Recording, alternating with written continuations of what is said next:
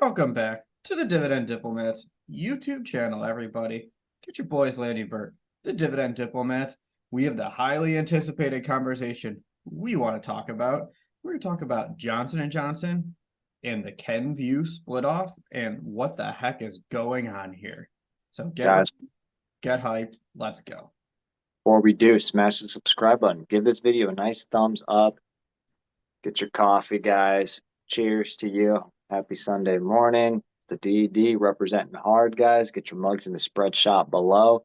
Again, like the video real quick, guys, for your boys here. But yeah, Bert said it. Big video here, guys. Finally had a thorough, deep discussion here. Bert will also talk about kind of like the debate that he's mulling right now with Johnson & Johnson and Kenvue stock. Both released earnings. We'll cover kind of the exchange, what it entails, what timeline we're working on, and some of the options that you have at your disposal. And then some of the things that you still don't know. There's still a little bit of the mechanics, right? Yeah. And again, we're learning information as it comes out too. So no decision's been made. I think the important thing is I believe you have until the middle of August to make a decision. So we still have 3 or 4 weeks before the window closes where you can exchange some Johnson & Johnson shares for Kenvue, because that's how it's going to work here. Johnson & Johnson is offering, you have the option there's a limited window you can do this that Lanny and I are talking about. So up to a certain number of overall shares. So if it's oversubscribed, this can change.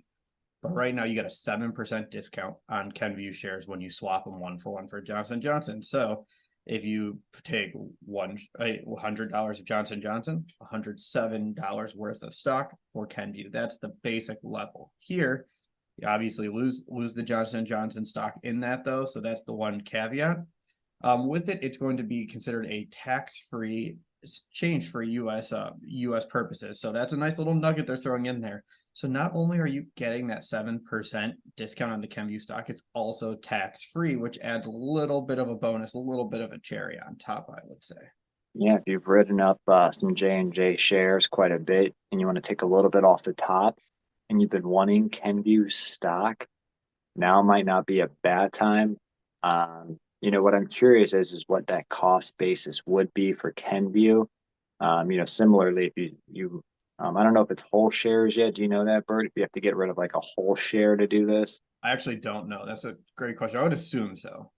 So if it's one whole share, you have J&J at $175. What I don't know is, does that Kenvue cost basis become 175, or does it carry the cost basis of that one share? Ooh, it's a good question. You know what, honestly, everybody, if throughout this entire video, if you hear a question that we're asking, we say we don't know, and you know the answer, please share that comment down there below, because there's only so much, there's limited information out there, and we're all trying to learn, and there's so many Johnson & Johnson shareholders out there. Like there's myself, Lanny, so many other in the Dividend YouTube, Dividend Twitter universe that are just trying to figure out what the heck to do with these positions. Yeah, so that's kind of what one question I haven't found an answer yet to is really the cost basis, but I'm sure there are some investment and tax experts as well, watching this video. We love you guys. Wait, you haven't subscribed yet? Hit that button, guys. But yeah, so that's going to happen. And Bert, what is the exact date when this is going to happen? Looks like the window is going to close August 18th. So middle of August, you're going to decide. So we still have time. And I think that's the key piece of this is you don't have to make the decision right now today. We can learn, we can grow, we can see the more information that's going to come out, because there still are a lot of questions that have to be answered.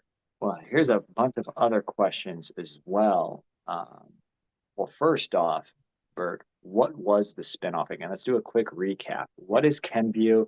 We all know Johnson & Johnson, ticker symbol J&J, the dividend king, the old reliable, the company that always pays between a 2.5% to 3.5% dividend with a 6.5% to 7.5% dividend growth rate, and they've been doing it for over 50 plus years. We know J&J, but they decided to do a spinoff, right, Bert? Yep. So what it is I think it's technically called a split off is what they're Split off. calling it. I don't know. That's face off. Nick Cage, John Travolta. Yeah. So they're splitting off their consumer staples. So Johnson & Johnson was always pharmaceutical, med tech, consumer health. That is why we love Johnson & Johnson. They were so diversified within the sectors. They're saying, consumers, get the heck out of here. They're giving them the boot out of the ring, or maybe off the top of the cell lane, just throwing them off, just like, get out of here. And so their big consumer staple brand portfolio is now Kenvue, and that's what's going to happen. Includes Neutrogena, Motrin, Tylenol, Nicorette, Stay Free, Sudafed, Imodium, and so many others in that portfolio are going to be gone. So what happened was Kenvue IPO'd. It's predominantly owned by Johnson & Johnson. There's about 90% that's still owned by Johnson & Johnson. They IPO'd it several months ago with the intention of splitting it off later. So we're lucky because this is going to give us a little bit of a glimpse into Kenvue's financials before we have to make this decision. So we're getting a little peek inside the company to see what's going on. And that's what happened. And they just released their earnings and gave an updated outlook guidance along with Johnson & Johnson too. Yeah. So there you guys have it. Kenvue went IPO, predominantly owned by J&J. You can buy Kenvue on the open market right now, and you could have been doing that for the last couple of months. Ticker symbol is KVUE, and they're trading under $25 a share, which is pretty amazing. Down almost 10% from that IPO price point, guys. So just keep that in mind that they've been out there. They're publicly traded. And now here's another question maybe that you might not know the answer. Could you still build your J&J shares right now, or is it J&J shares that you owned at the? Oh, that's a good question. I actually don't know. Let us know that in the comments too. Can you keep buying J&J up till August Yeah, 17th? you can get the No. Kenvue split, or is it And then- frozen? That's actually a great question. I don't know. Excellent. I don't know. Great point. So that's really it. So let's talk about the forward companies here before we get into the decision point. So what do we want? Do we want to start with Johnson & Johnson, or do we want to start with Kenvue? Yeah. So Bert, J&J, obviously this beast, and had all these consumer brands, like you said, the Neutrogena, the Motrin, the Tylenol, the Band-Aid, the Listerine, you name it, and Sudafed. So they had that, but they're more than just that, right? In fact, aren't they way more than these consumer brands? They are. So Johnson & Johnson reported that second quarter earnings here, and we'll tell you a snapshot here in a second. Remember, the consumer brands were still owned by Johnson & Johnson. They still were wholly owned by J&J through the 90% ownership of Kenvue. So they're all in Johnson & Johnson's earnings too. Their sales for the second quarter for Johnson & Johnson were fantastic.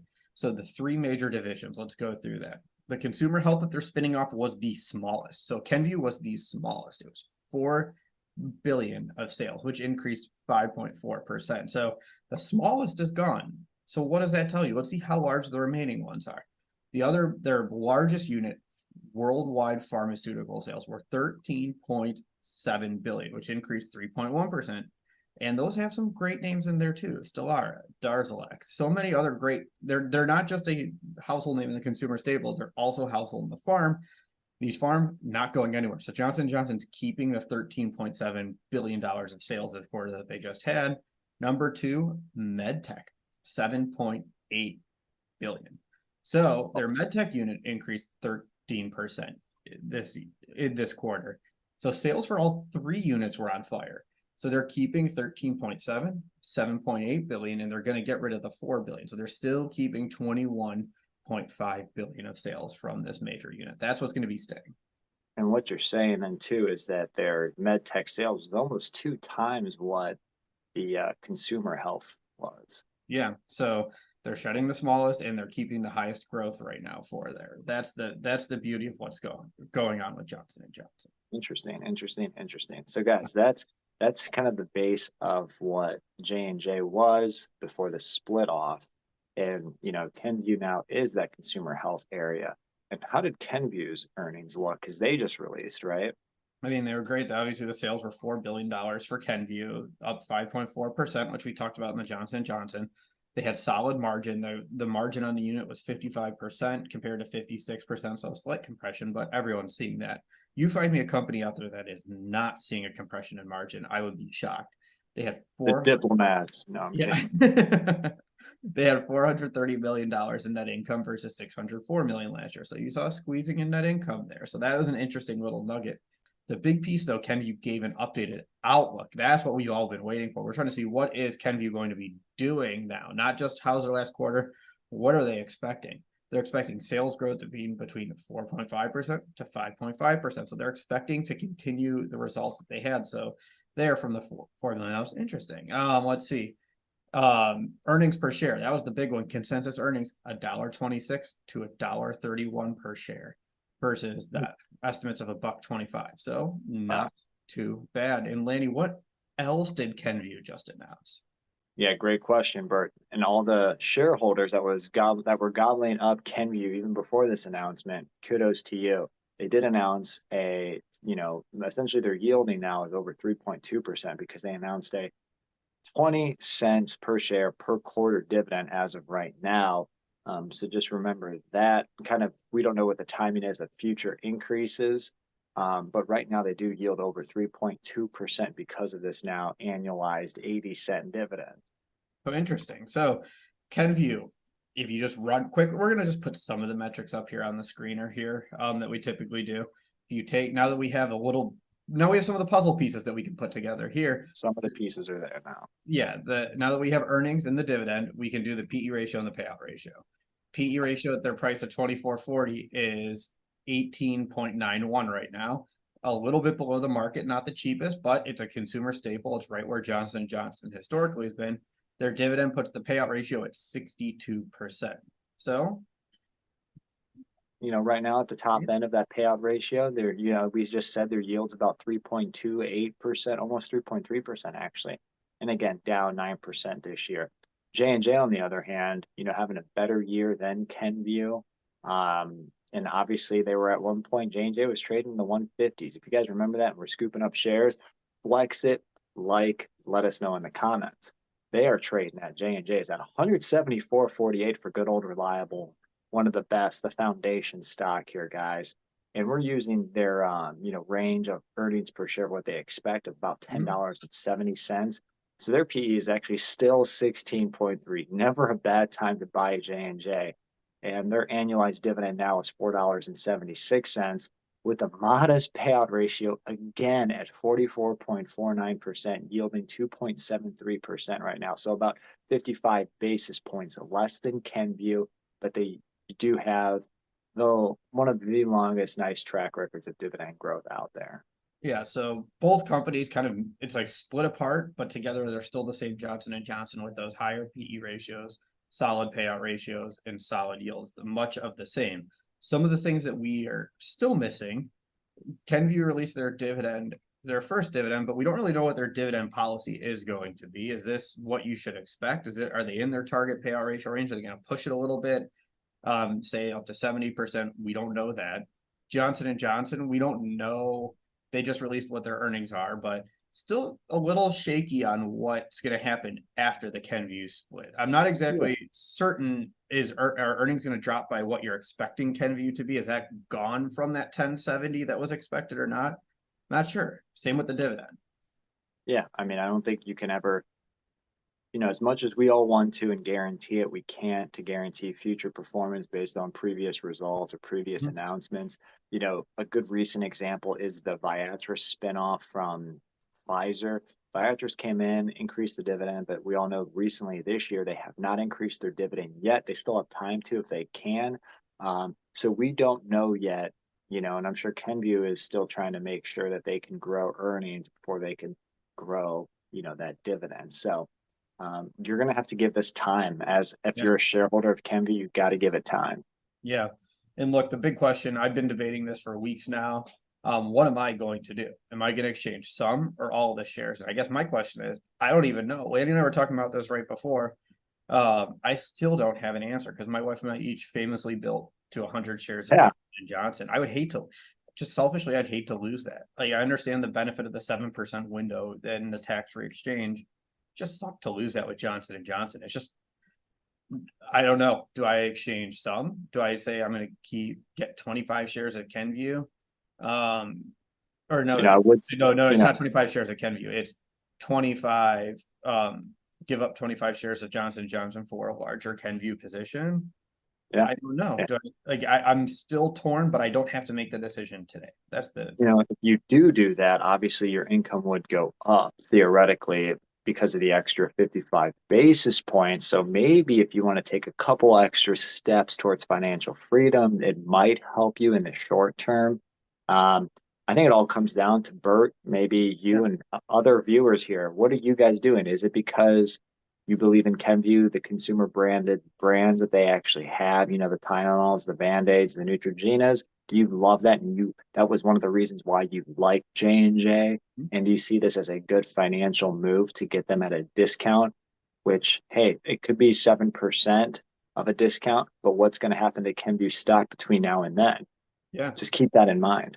Or do we look at what we learned from the Viatris example, where it starts here and now it's just in a down spot right now, to where you could have just bought Viatris on the open market at a little bit discount if you were patient and you waited to see how things shake out, where you still believe in Viatris. It just is below where it started. And that could happen with Kenvue too. Could be your example, anywhere it jumps up and that 7% discount is still higher than what you were buying anyway. And you've lost now a massive Johnson & Johnson position and given up their two largest units that are growing and producing their cash flows. That's the piece of this that I don't. Yeah. Bert doesn't know yet. I'm not sure yet. You know, it would be another stock position for me. I know that a lot of you have been buying Kenvue stock. Was the reason because of the brands? Was the reason because, hey, if they have the same mentality as J&J, this is going to be great in the long run? You know, let us know in the comments what you think. And if you haven't done anything yet, what are you planning to do if you're a J&J shareholder? Are you going to do some of the split off of your own shares to grab shares of Kenvue? Yeah. And if you haven't already, subscribe to the channel, everyone. Give this video a thumbs up. And remember, if you're not with your boys, you're against us. That's right, Jack. Because that was Bert, the Hurt, and Lanny from the Dividend Diplomats. Over and out.